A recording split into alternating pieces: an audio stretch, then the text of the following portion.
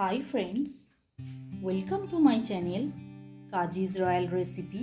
আজকে হাজির হয়েছি দুধ চিতই পিঠার রেসিপি নিয়ে।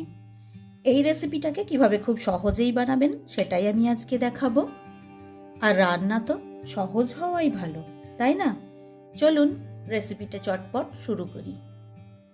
একটা মাটির পাত্র নিয়েছি, পাত্রটাকে খুব ভালোভাবে ধুয়ে পরিষ্কার করে নিয়েছি। এবার এর মধ্যে কিছুটা জল নিয়ে নিয়েছি। এবার একটা ঢাকা নিয়েছি, ঢাকাটাকেও খুব ভালোভাবে ধুয়ে পরিষ্কার করে নিয়েছি। এবার এই জলের মধ্যে ঢাকাটাকে আধ ঘন্টার জন্য ডুবিয়ে রেখে দেব। একটা পাত্র নিয়েছি, পাত্রের মধ্যে পর্যাপ্ত পরিমাণে জল নিয়ে নিয়েছি। এবার এই জলটাকে ফুটিয়ে নেব। জলটা খুব ভালোভাবে ফুটিয়ে নিয়েছি। এবার গ্যাসের ফ্লেমটা বন্ধ করে দিচ্ছি, ঢাকা চাপা দিয়ে কিছুক্ষণ রেখে দেব। জলটা একটু ঠান্ডা হওয়ার পর তারপর ইউজ করব। একটা পাত্র নিয়েছি, পাত্রের মধ্যে 500 ময়দা নিয়ে নিলাম। এবার এই ময়দাটাকে খুব ভালোভাবে চেলে নেব। ময়দাটা চেলে নেওয়ার পর 1 কেজি চালের আটা আমি এর মধ্যে চেলে নেব।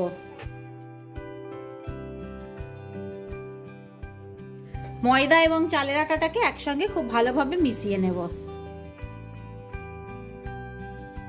ময়দা আর আটার মিশ্রণটা একটা পাত্রের মধ্যে নিয়ে নিয়েছি। এবার এর মধ্যে পরিমাণ মতো লবণ দিয়ে দেব। এবার এই আটার মধ্যে অল্প অল্প করে জল দিয়ে দেব। যতটা জল প্রয়োজন হবে ততটাই দেব।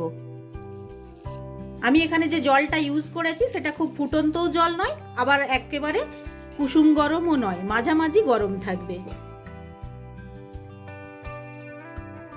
এবার এই জল দিয়ে আটাটাকে খুব ভালোভাবে দ্রুত গুলিয়ে নিতে হবে, যেন ব্যাটারটা দলা পেকে না যায়। আটার মধ্যে একবারে যেন অনেকটা জল দিয়ে ফেলবেন না, কিছুটা জল দিয়ে এইভাবে খুব ভালোভাবে গোলাতে থাকবেন। গোলাতে গোলাতে এক সময় দেখবেন আস্তে আস্তে ব্যাটারটা পাতলা হতে শুরু করেছে। চালের আটার ব্যাটারটাকে বারবার নেড়ে নেড়ে পাতলা করে নিয়েছি। আপনারা যেন একেবারেই জল দেবেন না, এইভাবে নাড়তে নাড়তে পাতলা করে নেবেন। আর খুব বেশি জল দিয়ে দিলে কিন্তু একদম জল জল হয়ে যাবে। এইভাবে নাড়তে নাড়তে ব্যাটারের ঘনত্বটা যখন এরকম এসে যাবে তখন বুঝতে হবে যে ব্যাটারটা একদম রেডি হয়ে গেছে। এবার ভালো করে দেখে নিন, ব্যাটারের ঘনত্বটা ঠিক এই রকম হবে। একটা বাটির মধ্যে অল্প একটু তেল নিয়ে নিচ্ছি। মাটির পাত্রটা আঁচের হিটের মধ্যে বসিয়ে দিয়েছি।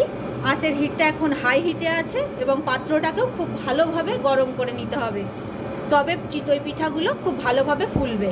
মাটির পাত্রটা এখন খুব ভালোভাবে গরম হয়ে গেছে। এবার একটা কটন কাপড় নিয়েছি, সেটাকে ওই সরিষার তেলের মধ্যে দিয়ে একটু ব্রাশ করে নিচ্ছি। এবার আটার ব্যাটারটাকে খুব ভালোভাবে গুলিয়ে নেব। গুলিয়ে নেওয়ার পর এই পাত্রের মধ্যে দিয়ে দেব। আর উপর থেকে ঢাকাটা বন্ধ করে দিচ্ছি। 3 মিনিটের মতো অপেক্ষা করব।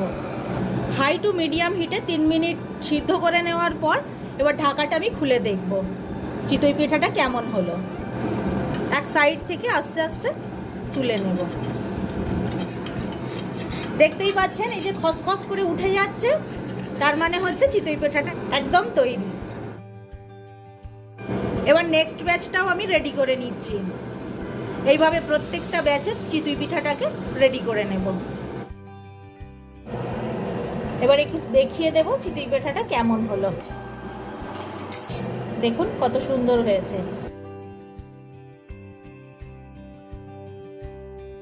এইভাবে আমি প্রত্যেকটা পিঠাকে রেডি করে নেব। একটা বড় পাত্রের মধ্যে 4টে নারিকেলের দুধ ধুয়ে নিয়েছি। এবার এর মধ্যে দিয়ে দেব 2টো দারুচিনি, 4টে ফাটানো এলাচ, 6-7টা লং, আর দেব 3টে তেজপাতা। এবার এই নারকেলের দুধের পাত্রটাকে আঁচের হিটের মধ্যে বসিয়ে দিয়েছি। এবার এই দুধের মধ্যে দিয়ে দিচ্ছি খেজুরের গুড়।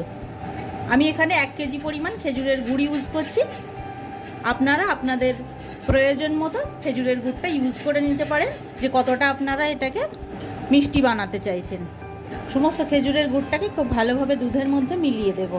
আমি এখানে খেজুরের গুড় ইউজ করেছি, আপনারা চাইলে চিনিও ইউজ করতে পারেন। যেহেতু খেজুরের গুড়ের টেস্টটা আরও ভালো হয় সেই জন্যই আমি খেজুরের গুড়টা ইউজ করলাম। আপনারা যদি স্বাস্থ্য সচেতন হয়ে থাকেন তাহলে চিনির বদলে গুড়টাই ইউজ করুন। অন্য একটি পাত্রের মধ্যে কিছুটা জল নিয়ে নিয়েছি। অনেক সময় কি হয়, চিতই পিঠা বানাতে গেলে এরকম পুড়ে যায়, তো সেই পোড়া অংশগুলোকে আমি একটু ধুয়ে নেব। ধুয়ে নিলে কি হবে, যখন আমরা এটাকে নারকেলের দুধের মধ্যে ফোটাবো তখন আর দুধটা কালো হয়ে যাবে না। আর এইভাবে ধুয়ে নিলে খাওয়ার সময় পোড়া অংশগুলো আর মুখে কিচকিচ করে না, একদম সুন্দর পরিষ্কার হয়ে গেল। যেগুলো পুড়ে যাবে সেগুলোকে আপনারা এইভাবে ধুয়ে পরিষ্কার করে নিতে পারেন। আর দেখুন জলটাও কতটা ঘোলা হয়ে গেছে। সমস্ত চিতই পিঠাগুলো বানিয়ে নিয়েছি, এবার নেক্সট স্টেপে চলে যাব। দুধটা খুব ভালোভাবে ফুটে গেছে, একবার উপর নিচ খুব ভালো করে নেড়ে দিচ্ছি। এবার একে একে চিতই পিঠাগুলো দুধের মধ্যে দিয়ে দেব। এই সময় দুধের মিষ্টিটাও আপনারা একটু চেক করে নিতে পারেন। সহজ উপায়ে আমার এই রেসিপি যদি আপনাদের ভালো লেগে থাকে তাহলে আমার চ্যানেলটিকে লাইক, কমেন্ট এবং সাবস্ক্রাইব করবেন। আর এই শীতের মরশুমে চিতই পিঠা খেতে কিন্তু অসাধারণ লাগে। এবার এই দুধের মধ্যে চিতই পিঠাগুলোকে খুব ভালোভাবে ফুটিয়ে নেব। চিতই পিঠাগুলো দেওয়ার পর 15 থেকে 20 মিনিটের মতো খুব ভালোভাবে ফুটিয়ে নিয়েছি। এবার এই চিতই পিঠাটা খাওয়ার জন্য একদম তৈরি। আঁচের হিটটা বন্ধ করে দিচ্ছি। চিতই পিঠাটাকে কিছুটা ঠান্ডা করে নেব, তারপর সার্ভ করব। গরম গরম চিতই পিঠাটা তৈরি হয়ে যাওয়ার পর আমি এখানে গুড় দিয়ে সার্ভ করছি। এই গুড় দিয়ে চিতই পিঠাটা খেতে কিন্তু খুবই টেস্টি হয়, আপনারা একবার হলেও ট্রাই করে দেখতে পারেন। গরম গরম দুধ চিতই পিঠাটা আমি একটা সার্ভিং প্লেটের মধ্যে সার্ভ করে দিচ্ছি। নলেন গুড় দিয়ে দুধ চিতই পিঠা আপনারা একবার হলেও ট্রাই করে দেখতে পারেন, এটা খেতে কিন্তু অসম্ভব টেস্টি লাগে।